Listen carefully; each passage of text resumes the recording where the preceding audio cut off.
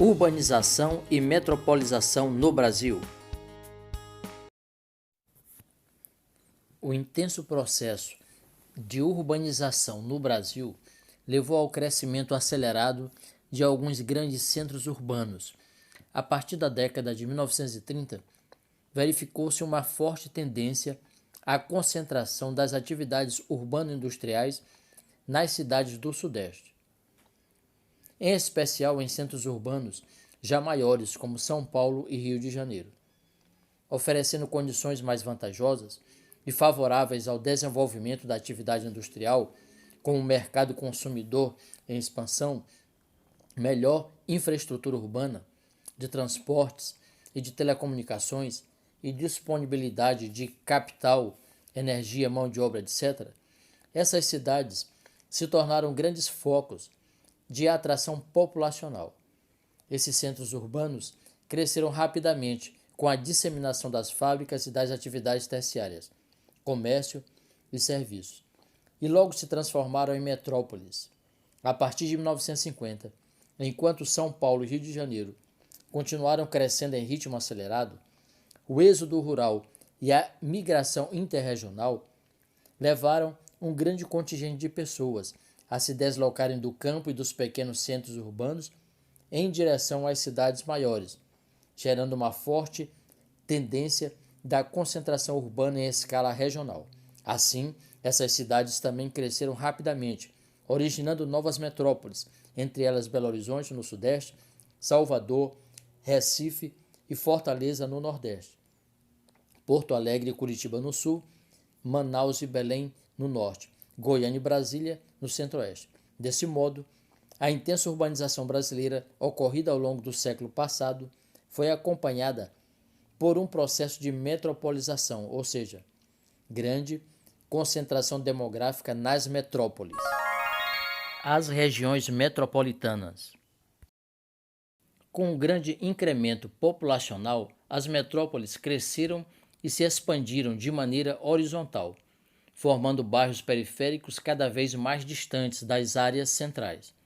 Devido a essa expansão, muitas vezes as áreas urbanas das cidades vizinhas se uniram fisicamente por processos de conurbação, formando imensas e contínuas aglomerações urbanas.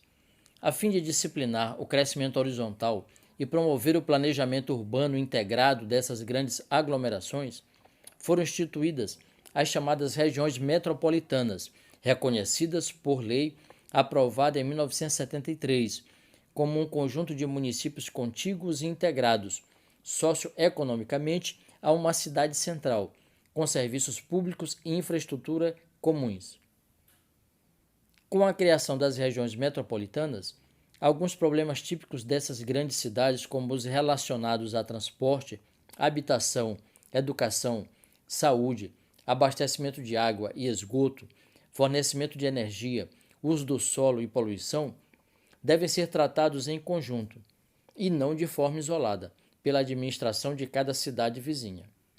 Nos dias atuais, o Brasil possui 66 regiões metropolitanas, oficialmente reconhecidas pelo IBGE. Juntas, concentram cerca de 103 milhões de habitantes, aproximadamente 50% da população total do país. Essa tabela mostra justamente as regiões metropolitanas, são dados de 2015. Então temos aí as regiões metropolitanas mais populosas do Brasil.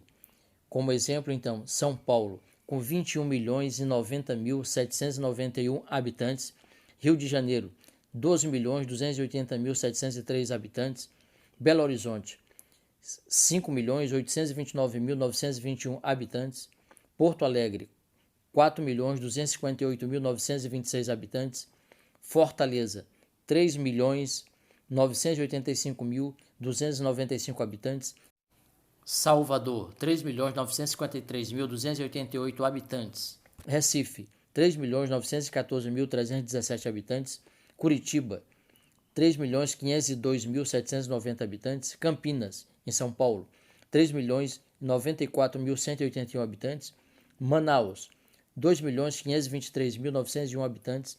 Vale do Paraíba e Litoral Norte de São Paulo, 2.453.387 habitantes. Goiânia, 2.421.831 habitantes. E Belém, 2.402.437 habitantes.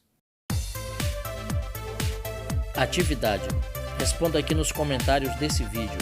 Cite as 3 principais regiões metropolitanas do Brasil.